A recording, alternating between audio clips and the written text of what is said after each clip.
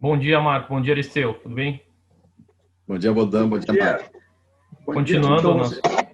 nosso planejamento ao vivo, né? Na última edição nós analisamos o case da Casa de Carnes, da Boutique, e tinha ficado uma missão de a gente tentar avaliar um caso em que a empresa já tem uma gestão de riscos, por mais imperfeita que seja, né?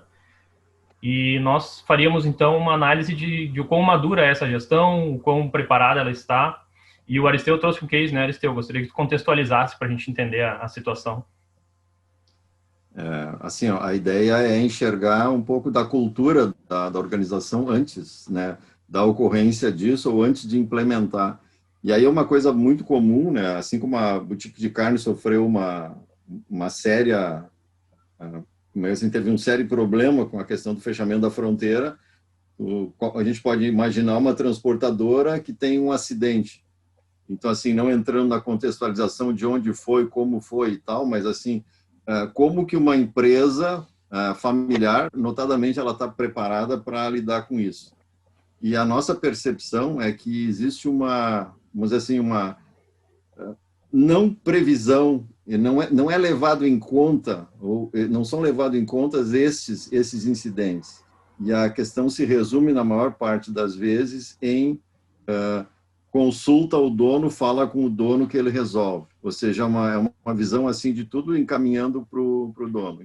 Então, nesse caso, por exemplo, de um acidente, existe uma cultura de deixar as coisas acontecerem e daí trabalhar. É como se fosse uma manutenção corretiva em vez de uma manutenção preventiva. A preventiva, justamente, ela antecipa isso. Então, assim, se a gente for imaginar, nós mesmos, né, motoristas, a gente pega o carro e sai para a estrada, né? Quando se deveria fazer toda uma avaliação prévia da condição ou de manter a manutenção em dia, ou seja, respeitar.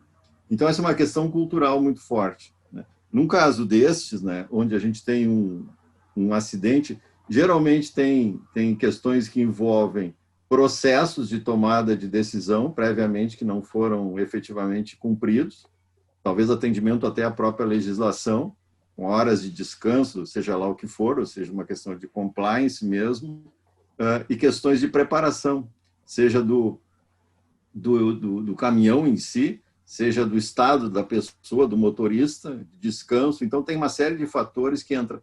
Mas, por trás disso aí tudo, tem uma cultura, né, que favorece esse acontecimento. É uma cultura do fazer, uma cultura do não prevenir, do não pensar o que pode ser feito, né?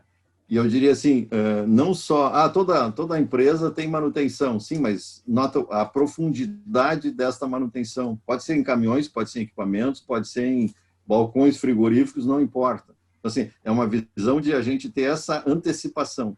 Isso eu vejo que é uma cultura que falta bastante. Vamos congelar o tempo, então, antes do acidente. Como que era essa empresa? Como que é essa gestão familiar? É um caso fictício, mas pode ser qualquer empresa, né? A gente vai tentar generalizar para não ofender ninguém. Geralmente uma empresa familiar, assim, ela é constituída de 2, 3 irmãos, parentes, mais algum cunhado. Então, assim, tem uma relação onde, na segunda geração, geralmente os filhos é que abraçam e participam da tomada de decisão, né? Então, assim, é uma visão onde ela é muito centralizada na família. E aí, isso faz com que as decisões sejam tomadas muito baseadas nas pessoas. Não é tu que cuida, Bodão, então está contigo e eu não me envolvo. Então, assim, mesmo que ocorram reuniões de direção, essas reuniões de direção, ou seja, reuniões de avaliação, elas são focadas em venda e resultados. Muito pouco na questão estratégica, na questão da antecipação, na questão da prevenção. Se a gente for olhar assim, as práticas que eu e o Marco recomendamos, que não somos nós, mas assim, práticas de governança, até ter um orçamento é uma coisa que o pessoal normalmente não tem. Quanto mais fazer uma previsão estratégica. E, além disso, uma avaliação de riscos também é complicado. Fala, Marco. Agregando essa visão do Aristeu, é muito comum as empresas familiares, principalmente, começarem a se desenvolver e crescerem nessa linha. Vão tocando, a gente sabe mais ou menos como é que é o processo, a gente sabe o que tem que fazer. Num açougue, eu sei o que eu tenho que fazer para comprar carne dos meus fornecedores, atender clientes e tal, pagar minhas contas, pagar impostos, e tal, enfim, acabou, né? É isso. Não, não é só isso. Uma transportadora bota um bom motorista, compra um bom caminhão, acha um bom sistema enfim, de captação de cargas, com bons contatos, etc. E basta? Não, não basta. Não basta ir tocando dessa forma, porque tem mais elementos que envolvem esse negócio, né? Tem mais fatores que envolvem esse negócio, e muitos deles trazem risco que tem que ser antevistos e tem que ser adequadamente mitigados antes de acontecerem. Tá, mas aí, por exemplo, nesse caso da transportadora familiar que está ali lidando no Brasil especificamente, né? Tem um certo conhecimento de vida que eles já adquiriram, né? Digamos, uma gama de riscos que eles já conhecem, que eles já sabem que pode acontecer e tal. Como que vocês avaliam que essa empresa, por exemplo, poderia trabalhar melhor esses riscos, não ser tão empírico, ser mais parar, pensar, planejar? Por exemplo, assim, pegando o exemplo da transportadora agora, antes da pandemia, existia uma situação de já arroxo, tem toda a questão do diesel aí, da questão de valores de gastos e tal. Daí, o que aconteceu na pandemia? Praticamente reduziu muito os transportes. Então, boa parte das transportadoras tiveram que demitir motoristas. Tá? Mas em nenhum momento, quando eu digo em nenhum momento, é minha percepção, pode estar errada, né? Mas o ideal seria que houvesse, nesse período de transição, uma preparação para a retomada, ou seja, uma negociação que envolva, uma conversa que envolva a transportadora com o cliente. E aí combinar como é que vai ser essa retomada, ou seja, para que haja uma combinação prévia. No caso de poder ter esse canal de comunicação, que geralmente é uma coisa que não se esquece, que não se faz. Então, assim, de repente, começaram a chover os pedidos, eu tinha mandado embora, eu não tinha me preparado para novos motoristas ou mesmo manutenção adequada, e a coisa, quando vem, ela voluma, vira um tsunami.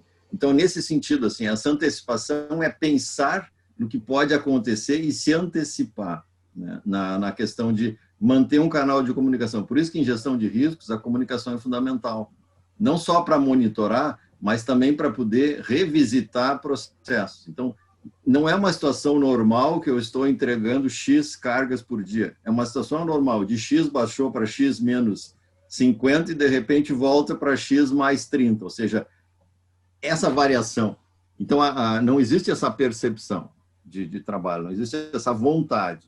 Então, o que é recomendável? Justamente que haja um processo e começa por vamos dizer assim, uma conscientização da família empresária, ou seja, das pessoas que trabalham, do que é isso. E, normalmente, a parte de riscos, e principalmente desastres, não entra nesse processo, né? Não entra nessa discussão. É uma coisa natural. É que nem tem uma coisa muito comum, assim, não é por tu ser um médico que tu vai entender de uma clínica médica. Ainda mais na medida em que ela começa a crescer. Não é por tu ser um motorista que tu vai te transformar num exemplar gestor de uma empresa de transportes. Claro, se for 2 caminhão, tu consegue, mas quando começa a ter 30, 20, 50, 100, aí a coisa complica. Então, é uma questão de escala. E geralmente, quando o empreendedor ele constrói, ele cria um negócio junto com alguns sócios e tal, ele tem essa visão de que ele domina, e de fato domina. Só que à medida que existe um crescimento da organização, ele precisa se dar conta que ele tem que ter práticas, que é o momento da gestão entrar. E não é o momento de continuar fazendo do jeito que ele fazia. Essa é a virada que impacta principalmente nessas questões de riscos. Tá. No trabalho ali da Casa de Carnes, da boutique, a gente viu o quão ligada a gestão de riscos está à própria estratégia, né? Ter uma gestão. Nesse caso, eu posso dizer, então, a partir desse teu comentário, Aristeu, que sem a gestão a gente não consegue partir para a gestão de riscos, a gente tem que começar por estruturar uma gestão, ou não? Dá para fazer as duas coisas em paralelo? Sim, assim, a gente constrói vamos dizer assim, as fases de uma empresa em três, quatro. A primeira é a infância, ou seja, onde existe um núcleo familiar, um núcleo central de pessoas que tocam um negócio, aí inclui amigos, filhos e tal. Existe uma fase 2, que é a fase da adolescência, e a fase da adolescência é quando eu começo a transferir poderes, ou seja, onde eu começo a ter gestores, líderes, supervisores, E aí, no caso, o sócio fundador ou os fundadores não têm mais condições. É que nem tu jogar 4 laranjas para cima e conseguir fazer o malabarismo. Agora, quando tiver 12, tu não consegue. Então, nesse momento, não adianta tu ter filhos ou primos ou sobrinhos nas condições, tu tem que ter gestão. Então, isso é uma coisa fundamental. Se tu não tiver gestão, tu não chega na fase 3, que é a fase da maturidade. A fase da maturidade é uma fase onde o sócio pode se afastar do negócio de maneira que o negócio continue andando sem ele. Entenderam? Então, a boa parte das empresas, ela morre ou ela começa a gerar prejuízo na fase da adolescência, ou seja, ela não se dá conta de que ela tem que implantar processo de gestão e de governança e ela continua gerenciando como se fosse uma fase da infância, ou seja, tudo na base daquele núcleo familiar fundador. Essa é a questão. Então, gestão é fundamental. Deixa eu acrescentar um pouquinho. Nesse contexto que o Aristeu está colocando, aparece um componente que me parece fundamental, que é identificar que toda empresa iniciante, é óbvio que ela se desenvolve a partir do fundador e a partir da família do fundador. Então, família, propriedade da empresa, gestão da empresa, está tudo muito misturado. Então, quem estuda governança corporativa, quem estuda governança familiar, está envolvido nesse mundo, percebe que existe uma necessidade de uma diversificação à medida que a empresa evolui no tempo e na sua maturidade, né? Existe uma necessidade de olhar a família como um agente familiar, óbvio, né? Acionista, que é o segundo agente, e um terceiro agente é o agente de gestão. Então, começam a separar essas funções desses agentes. E, muitas vezes, é muito difícil para o fundador e seus familiares mais próximos, que estão muito envolvidos com a empresa, perceberem essa necessidade de separação desses 3 círculos, né? Ser acionista, cotista, enfim, dono, né? Ser gestor e ser membro de família. Cada uma dessas coisas exige um chapéu diferente, as funções são diferentes. É isso aí. Tá. E aí, deixa eu perguntar então, Aristeu, por exemplo, mesmo que a empresa esteja na sua infância, tá? Vamos supor que seja o caso da nossa transportadora que está na sua adolescência, que já está a família ali dentro, eles já têm algumas práticas de gestão mínimas que sejam. Os desastres podem acontecer mesmo na infância, né? Na adolescência, enfim. A empresa não está protegida dessas por não estar na maturidade ainda. Como que a gente trabalha para descobrir, então, com perguntas ou enfim, qual é a maturidade atual em relação aos riscos e desastres, não em relação à gestão como um todo? Dentro do trabalho que eu e o Marco fazemos, a gente procura fazer uma avaliação do nível de gestão de riscos e desastres, mas implica em nós também termos esse conhecimento de como que se dá o nível de gestão da empresa em si. O que é o normal, tá? Voltando um pouquinho assim, isso é com base no Mito do Empreendedor do Michael Gerber. Assim, ó, na fase da infância, tu muda para a fase da adolescência não por uma decisão tua, mas porque tu tem um bom produto, um bom serviço e os clientes te demandam mais. E tu começa a crescer porque tu estás oferecendo um bom serviço. Nessa fase da infância, tu tem que ter a consciência de que, num certo momento, vai ter que delegar. E isso é uma fase. E o que acontece na fase da infância para a adolescência? Normalmente não existe essa preparação para a delegação. Então, quando se fala de papéis, como é que vai ser, o que eu quero de um gestor, a gente simplesmente vai assimilando mais e mais trabalho sem uma preparação adequada. Isso até um certo ponto funciona na fase da infância para a adolescência, mas assim que houver uma demanda maior, começam a surgir as questões de gestão. E o que se faz numa situação dessa? Geralmente se demite alguém ou se tira alguém, é um processo muito, não adequado, e não se investe na gestão. A gestão significa práticas, e práticas aí de recursos humanos, práticas de processos de trabalho, práticas de manutenção, práticas envolvendo a gestão financeira. Então, tudo isso impacta. Então, não é na base desse modelo que tu chega na maturidade, não chega. Então, a gente nota como uma empresa está na fase da adolescência quando eu faço a pergunta assim, se eu puder vender essa empresa e eu tiver que levar o dono junto, ela está na fase da adolescência, porque ela não tem processos que a sustentem, independentemente das pessoas. Então, na realidade, a gestão de uma empresa é processos e pessoas, né? Então, quando a gente faz essa avaliação do nível de gestão de riscos e desastres, né, a gente certamente percebe isso aí. E vai se notar claramente. Tanto é que a gente faz sinalizações específicas em relação a isso. Tá? Ou seja, uma empresa familiar, por melhor que ela seja, se ela mantiver o jeitão de gestão como ela foi fundada, ou seja, baseado na competência dos donos, ela não cresce. Ela precisa ter pessoas competentes e processos competentes para poder sustentar esse crescimento. E aí, por exemplo, qualquer desastre pega as empresas de calça curta, geralmente. Além do patrimônio. Vamos entrar um pouquinho mais no desastre, então, até para a gente ver o que pode ter causado, né? Qual a falha de gestão de riscos que permitiu que acontecesse. Foi um acidente, então. Não sei se puder explorar um pouquinho mais o acontecido. Sim, ocorreu um acidente, nesse caso hipotético, né? Houve uma colisão entre dois caminhões, onde ocorreram vítimas brandas, ou seja, apenas escoriações, fraturas e tal, coisa leve, e houve tombamento e roubo de carga. Então, tu imagina o que é isso acontecendo fora da nossa região. Imagino que tenha sido acontecido talvez em São Paulo, no trajeto, uma coisa assim. Então, como que tu vai poder cuidar de alguma coisa que aconteceu fora da tua área, não está dentro do teu negócio, da tua empresa naquele momento?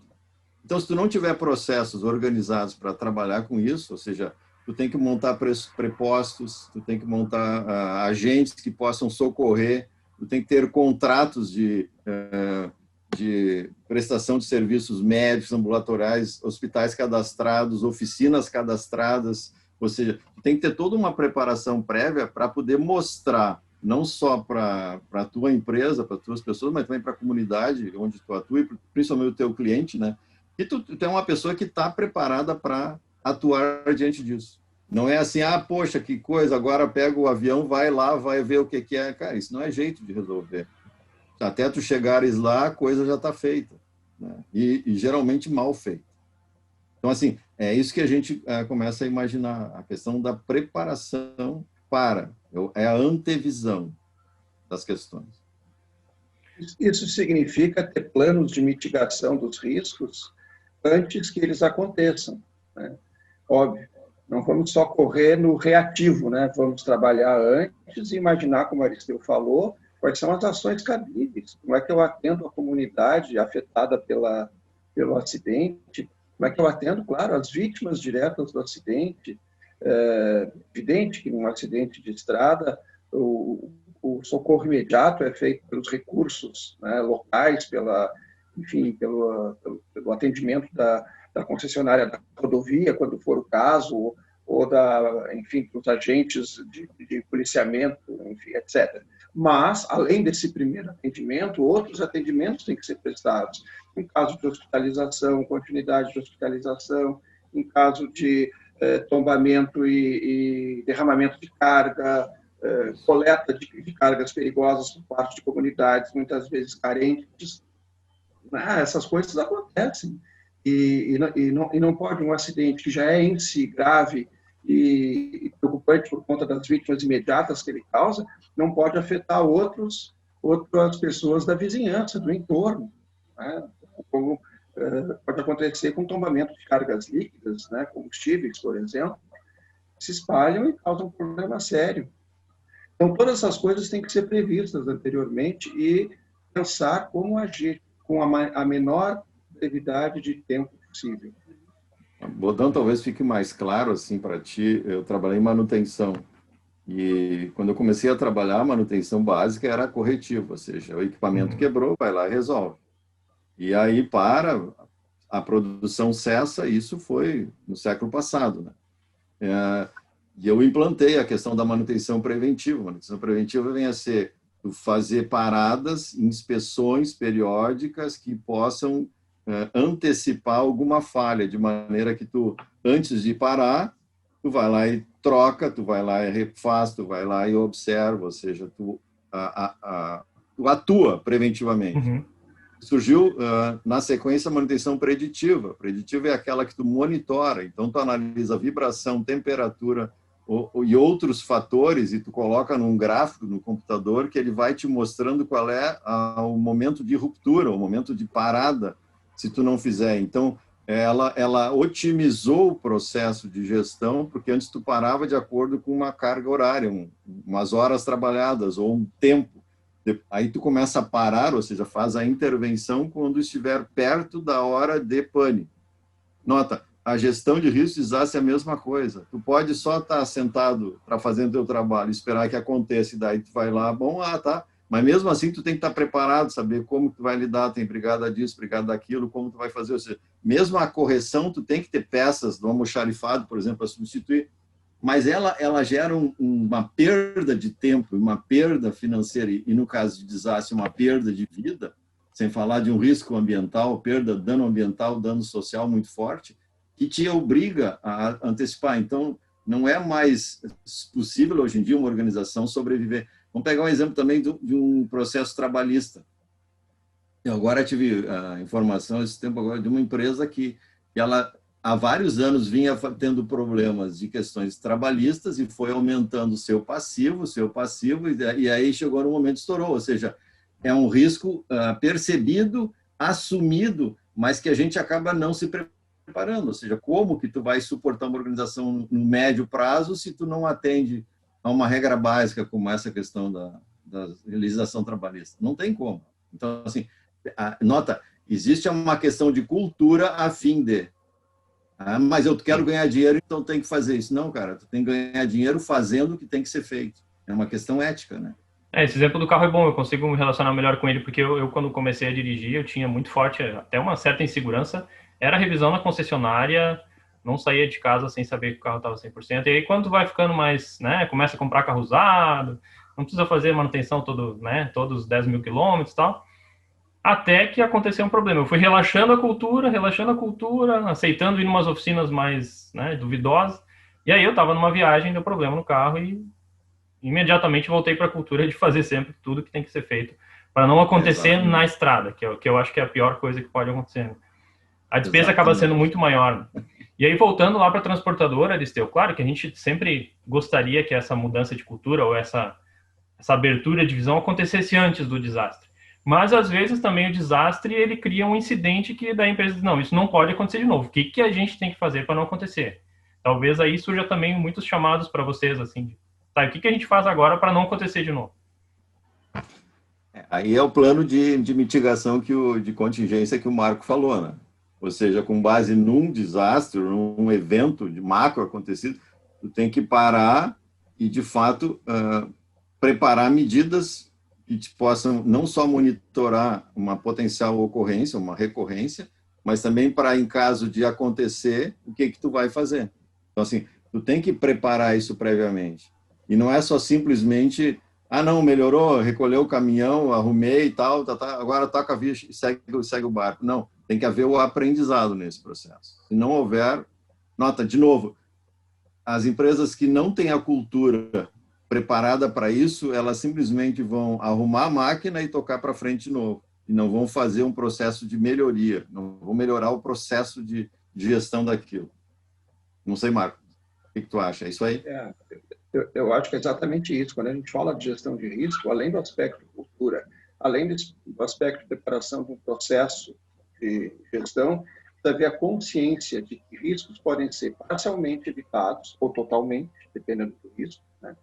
E esses recursos para mitigar ou para evitar o risco precisam ser colocados em prática, né? E também, quando acontecem os riscos, infelizmente não foi possível evitar seu acontecimento, é preciso que também se tenha medidas de mitigação das consequências. Todo risco tem impacto e probabilidade de ocorrência.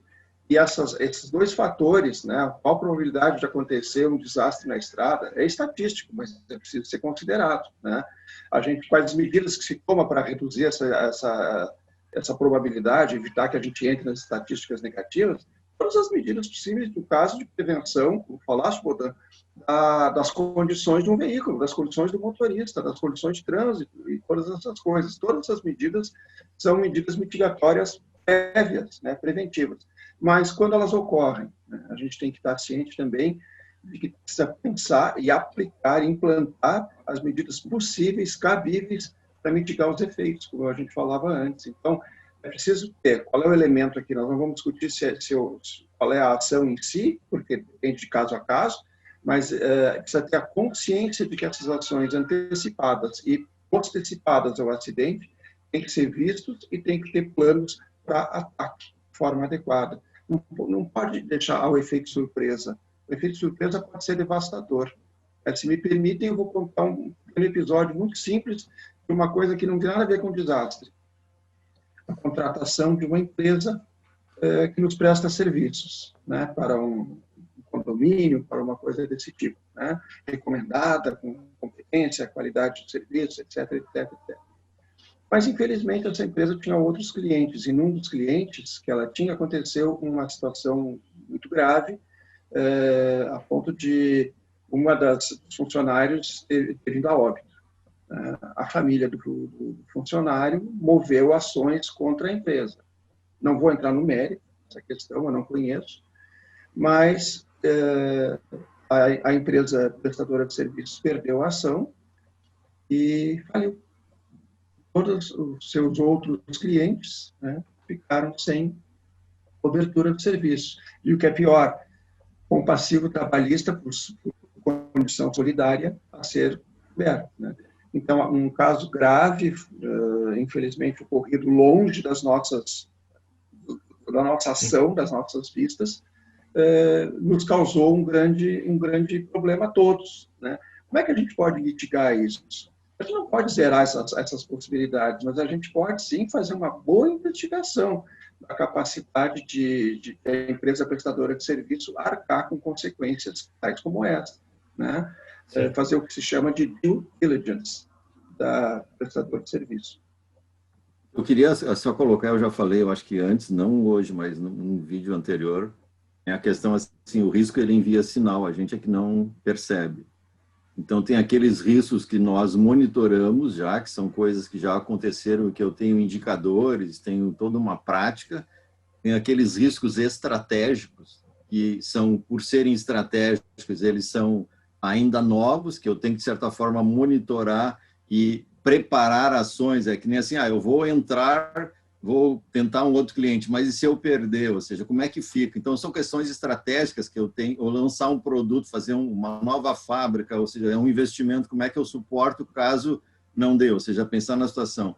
Então, é aquele estratégico onde eu ainda não tenho condições de monitorar, mas eu tenho que ter essa capacidade de me preparar e de, pelo menos, ficar antenado.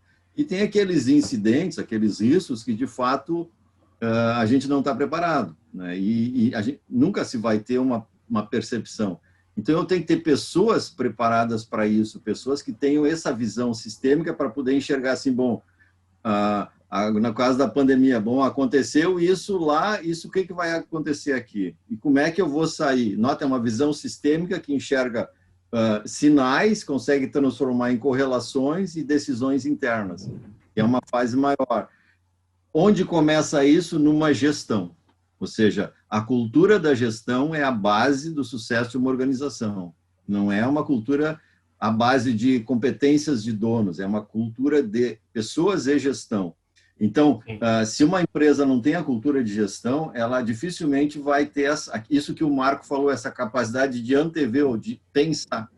Então, a base, e isso é importante assim deixar claro, não é que tem que um agente externo e chegar lá e dar uma olhada, que geralmente isso é uma coisa importante, porque o agente externo ele não está com aquele vício, mas é importante que o empresário ele participe de reuniões de classe, reuniões externas, onde ele possa se oxigenar de outras evidências, outras coisas estão acontecendo. Ou seja, não há uma necessidade de ele buscar auxílio externo, mas ele precisa conhecer o mundo, fazer visitas, ter relacionamentos diferentes que possam fazer com que ele se dê conta dessa demanda, dessa necessidade de implantar gestão. É a história de um médico que monta uma clínica médica, convida 5, 6 outros médicos e, de repente, bum, que acontece, né? Porque ele não, de certa forma, não se preparou para a gestão do negócio. E nessas fases, em cada fase, da infância para a adolescência, tu tem obrigatoriamente que fazer uma revisita no teu modo de gestão, que é bem diferente. Bom, então, Aristeu, Marco, retomando um pouquinho aqui do case da nossa transportadora, né? Então, a gente viu que, independente da fase de maturidade da empresa ou da própria gestão, os acidentes podem acontecer, podem levar a desastres, isso pode impactar muito o futuro da empresa, né? E também vocês comentaram a questão de sucessão da empresa familiar, a gente passou um pouquinho pela necessidade de cultura. Mas aí vem uma oportunidade que talvez que a gente perceba que é assim, né? Talvez começar por implantar a gestão seja mais difícil. A gestão de riscos, ela está ali, está mais presente, a ameaça é mais real e ela pode até provocar algumas mudanças de gestão e inclusive, aproveitar essas novas mentes que estão vindo, esses novos integrantes da família que estão sendo preparados para começar mudanças a partir da gestão de riscos. É real isso ou não? Eu estou imaginando.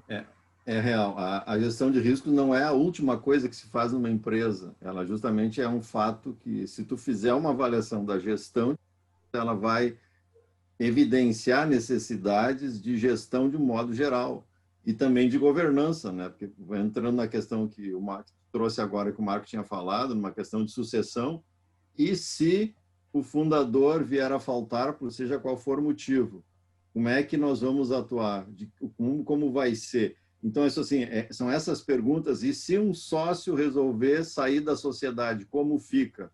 Então, são essas antecipações que implicam numa gestão de governança. Governança significa pensar não só o negócio, mas pensar a relação entre esses três agentes, né? Família, os sócios e o próprio negócio.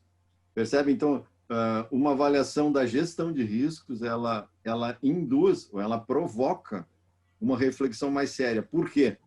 Porque, de certa forma, assim, as pessoas têm duas formas de lidar, né? Ou elas têm um futuro brilhante, ou elas têm uma ameaça no futuro, né? Ou seja, aquela questão. Então, no caso, o risco ele vai mostrar uma ameaça e vai fazer com que as organizações, principalmente os executivos, se ajustem a isso, ou seja, desejem trabalhar para melhorar, para remediar essas questões. Percebe? Então, ela é uma fonte de... Ela é uma cutucada muito forte no modelo de gestão da empresa como um todo. E se a gente quiser ampliar um pouquinho mais esse conceito, a gente vai lembrar que toda empresa tem estratégia. Quer seja uma estratégia única, fazer transporte do ponto A para o ponto B, quer seja uma expansão, já não mais uma transportadora, mas uma grande empresa transnacional que está se globalizando e tal, ela tem N estratégias de negócios. Todas elas podem ser mais visíveis ou menos visíveis. O que eu quero chamar a atenção é que sempre existe. Pode estar escrita, pode não estar escrita. Sempre existe uma estratégia. A questão é que essa estratégia fica em risco, né, quando não há uma boa gestão dos riscos.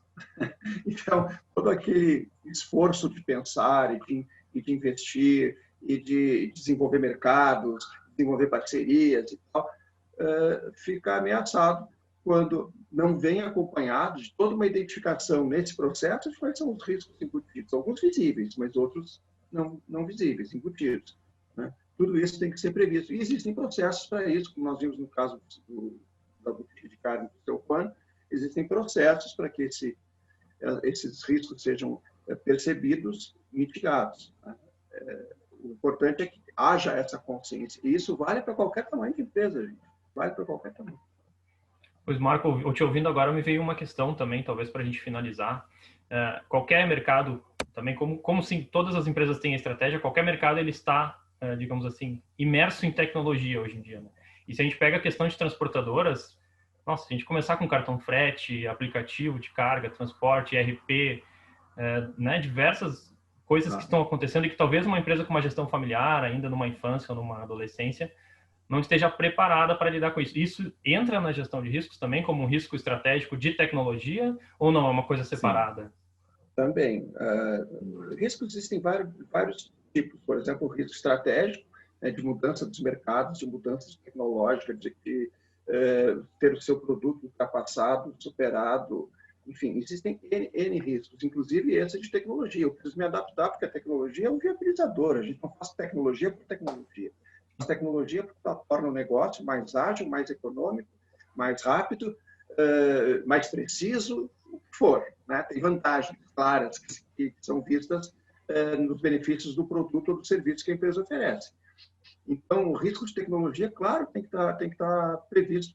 A qualidade da tecnologia, a sua facilidade de uso, o treinamento das equipes, a facilidade com que os gestores e que os agentes de governança, como os donos, por exemplo, aceitam e usam positivamente essa tecnologia. É muito comum, por exemplo, pessoas da nossa geração, minha, do Arqueu, por exemplo, né, têm mais dificuldade no ambiente digital.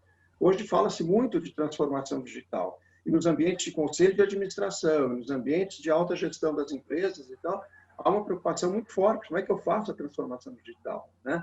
O que eu faço? O que é isso? E transformação digital, por exemplo, começa claramente pelo mesmo conceito de risco. Mentalidade, querer fazer, né? Orientar de cima para baixo, que haja um processo de mudança em todo mundo.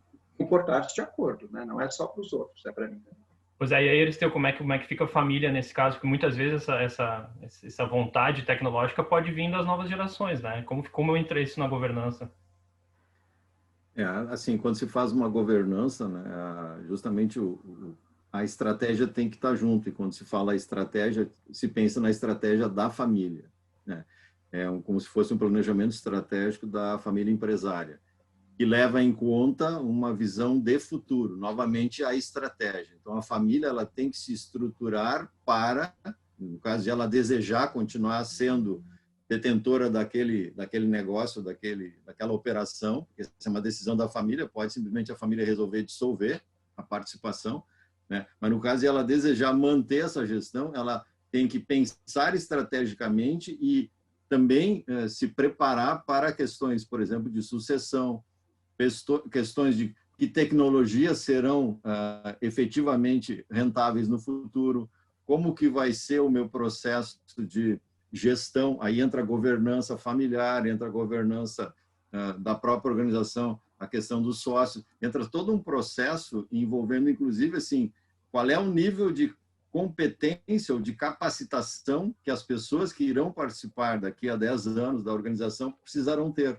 Porque, na realidade, é uma antevisão que te faz começar a ter ações agora. Então, tem uma coisa assim, muito séria, assim, tu não dirige uma organização como ela é, tu dirige uma organização como ela será, né?